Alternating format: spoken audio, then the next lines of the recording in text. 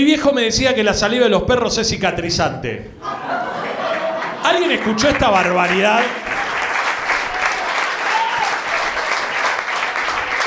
¿Alguien escuchó esta barbaridad? Aplauda a la gente que lo escuchó. La mayoría.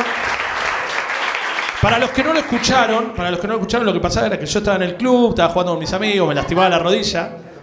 Y en vez de buscar un médico, buscaba un perro que me chupe la rodilla. Un perro que se había chupado el culo él, le había chupado el culo otro perro y había comido caca del piso. Me estaba chupando la rodilla.